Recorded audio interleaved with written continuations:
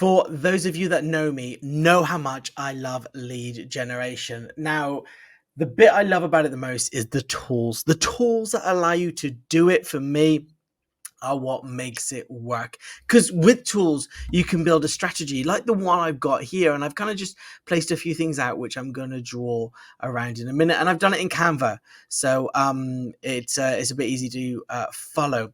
So for me, once you've got the tools and you've got the strategy set up within those tools, then lead generation becomes simpler. I wouldn't exactly say it's a walk in the park, but it becomes simpler. And you don't have to pay these these large prices to lead generation companies who say they're going to get you the world and end up delivering nothing. Instead, you can do it yourself. But look, the majority of lead generation comes now in a form of advertising in one way or another. And the one that we always recommend is normally Facebook ads. So you can see here, this is the one that I just created. So we got Facebook ads here. And what happens with our Facebook ads is we put out a Facebook ad into the big but wide world. Now, I say Facebook ads because I'm old school. It's actually Meta ads, and this includes Instagram as well and WhatsApp. And then what happens is, can I draw just there? Brilliant. What happens is there they go to your free offer. Now, free offer is quite old school, and it's an older way of working, offering a free offer, a download, or kind of like some information or a webinar, things like that.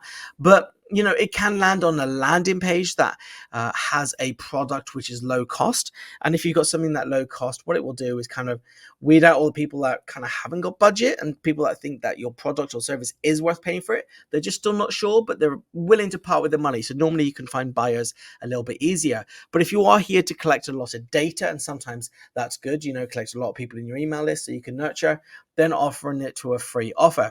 Simple thing is to say a download, but there's many different types of offers you can offer. And then from here, we can go to sending them follow-up emails and text messages if you want to use text messages. So you're sending out a series of emails that follows up from the download that they've got. That doesn't oversell, is not salesy, but gives them the ability to kind of pick up more information about that download and continue from there. And then from here, you get notification of the people that are opening up those emails. Look, so you don't want to be calling and following up with people that only wanted the download and kind of not ready. But if they are opening up those emails and following you, getting more information, engaging with you, then you're going to want to set a notification for yourself. And this is kind of this is how we do it on autopilot as well. And then from here, you're going to go for that sell. Now, normally I always say once you have notified, the notification should normally be to buy. To give them a call. And you want to give them a call. I'm a big fan of picking up the phone and giving a call. I love phoning people rather than texting. Now you can see here I got 3 down here because sometimes the first ad doesn't work. And the reason it doesn't work is because they haven't got enough different information. So what we'll do is we'll take the information of anyone that lands on here. So can I change color? Just there. So anyone that is engaged with the ad but not done anything, what we can do is we can retarget them. And what happens is we can retarget them for the download or another offer, give them another different offer. Further over here with email leads, once we're emailing them, if they are not opening in the emails, then I generally always give them a call anyway. But the great thing is they're not opening emails. So it's different to this, where you're being notified to give them a call because they are warm. Now you're being given them a notification to call them because they are not warm, they're cold, they're not picking up. So what you can do is give them a call and just see if there's anything else that you can offer them. I love doing that. If you haven't got their telephone numbers, because this was all about emails, then obviously it's a bit difficult, and the notification and the emails need to be more personalized. So what you can do here, instead of calling, is instead of offering an automated email, what you can do is you can browse their social media, see what they've been talking about recently, and then send them a more direct message, which can also be on on LinkedIn as well.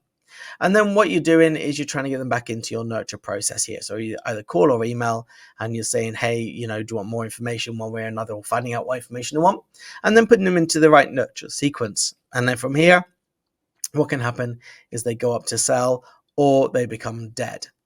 And that is kind of how a automated funnel should be working. to get the best of what you want to achieve.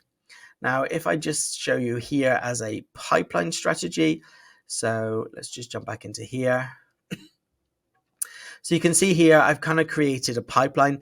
Normally I have a sales funnel, but this isn't really funnel worthy, even though you are dropping people down. But if you are using an opportunity board, a pipeline board, like a BAM board, let's just say, then what you're going to do is you're going to have a list of people in here. So here's your little blocks of people's names of everyone. Well, you won't have it for Facebook ads, actually.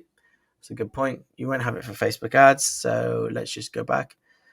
But once they've seen the Facebook ad or retargeted and they signed up for the free offer, then you're going to start having them appear just here. So this is the board in which says their name and their email address and things like that. And then they've done the free offer. And then as soon as they go over to follow-up emails, then this person here will suddenly move along to this area just here when the emails start going. And then you can automate it. So if you can see they're not, so if the system sees they're not notifying them, then it can push them into cold leads. If it sees that they are being opening up the emails, then what it can do is it can put into notify. So if they aren't opening the emails, it can go into cold leads and then send them a different sequence, or what I should do is get notified to send them a personalized email or telephone call, and then from there you can put them back into follow-up emails. If they are opening them up, then you can put them into here to notify to call. What this means is you can just also at the same time just make sure that you are following up with them and you know whereabouts they are in the system. An example of that, how it can look, is, let me just show you on my opportunities board. I'm just opening it up. So let me just jump back to here. I do need to open up my next one. Just presenting this one here. It's just finding the right. There we go. So this is a Kabam board just here. So you can see message us, download lead magnet, book a call. So what I can do here is I can just move these people along physically, or I can set up automations in my automation stage here to automatically do it for me based on how they interact with the download and the emails that I am sending out. So that's just an example how lead generation can work for you. Very quick, very simple. I'd love to go over it in more details. So if you want to know more about it, then please do contact me, book a demo, jump on a call, and let's get you firing into your lead. Let's get you making more leads by firing up your automated generation process.